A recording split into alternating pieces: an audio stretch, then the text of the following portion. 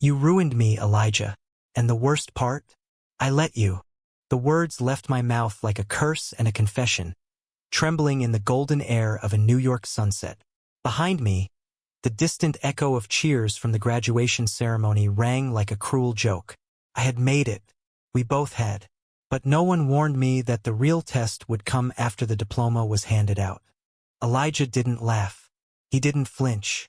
Just stood there, lips parted, his eyes searching mine like he was still trying to solve the equation that was us. We'd known each other 4 years. 4 years of dorm parties, skipped classes, stolen glances. 4 years of me being his closest friend, his deepest secret, and his most painful denial. From day one, Elijah Pierce was magnetic. Not in the cliché way, wasn't the loudest or the most charming. But he had this quiet pull. When he smiled, it felt like the world paused to stare. When he looked at you, really looked, it was like he could see the parts of yourself you tried to hide. I was drawn to him before I even knew what to call it. Before I admitted what I was. Back then, I was just Lucas, the guy from Ohio who pretended he didn't notice how his pulse raced every time Elijah brushed past him in the dorm hallway. The guy who said he liked girls with green eyes while dreaming about the way Elijah's voice dropped an octave when he was half asleep. It started with late-night conversations that bled into 3 a.m. It grew into studying on rooftops, playing music on a shared speaker, watching movies too close on the couch. Then came the moment I'd never forget. Junior year, fall break, too many drinks, too many unsaid things. We kissed. It was clumsy, desperate, drunk, but real. For a second, I tasted the future. The next morning, he acted like it never happened. "I was wasted," he said. I didn't mean it, but I knew he did. The way he avoided my eyes, the way he couldn't stop shaking when he said it, I knew he was scared. Not of me, of himself. Still, I stayed. Like a fool. I convinced myself he just needed time. That one day he'd wake up and choose me. But graduation came and went. And Elijah had a girlfriend. Caroline was beautiful, soft-voiced, smart. She wore his hoodie like it belonged to her and smiled like she'd won a prize. I watched them kiss in front of the dining hall 2 weeks before commencement, and something inside me cracked so quietly. No one heard. Except me. That night I wrote a letter. "Elijah, this is not a love letter. This is a funeral. I'm burying the version of me who waited, who hoped, who loved you more than he loved himself. You don't have to come to the roof. But if you do, come alone. El." I didn't even know if he'd read it. I left it in his mailbox and went to the roof of the Fine Arts building, the one we used to sneak onto to smoke and talk about real life. He came. And now, standing in front of him, for years of silence, denial, and longing burned behind my eyes like wildfire. "You knew how I felt," I whispered, "and you used it. You kept me close because it felt good, didn't it? To have someone worship you without asking you to change." He looked like I'd slapped him. "Lucas, that's not. It is." I cut him off.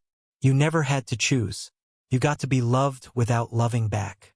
That's power, Elijah. And you used it." He stepped forward. Just one step, but it made my whole body tense.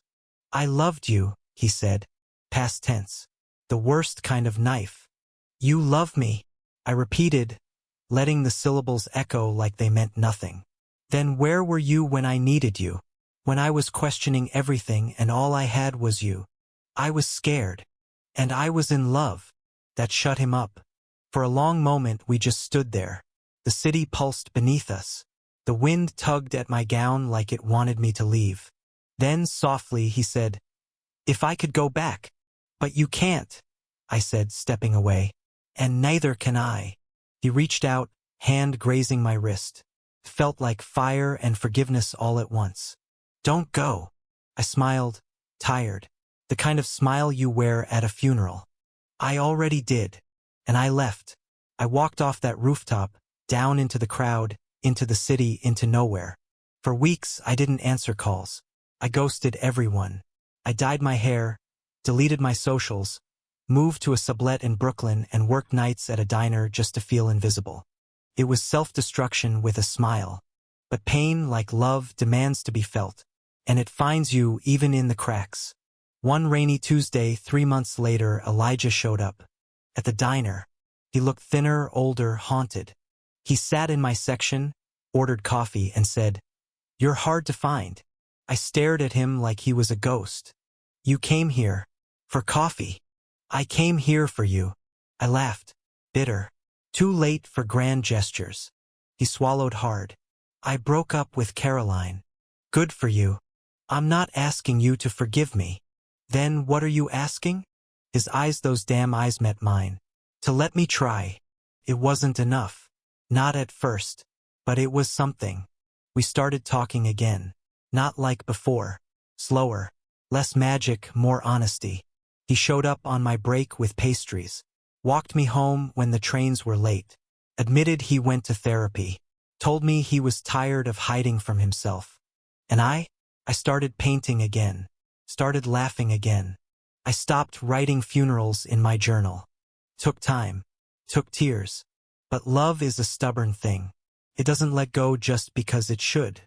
One morning, almost a year after that rooftop, I found Elijah asleep on my couch, my dog curled at his feet, my hoodie on his frame, and I realized something. He hadn't ruined me. He had just taught me what not to settle for. Now, when he kissed me gentle, full of apologies and promises, I didn't feel hollow. I felt whole. We didn't get a fairy tale. We got something better. We got real.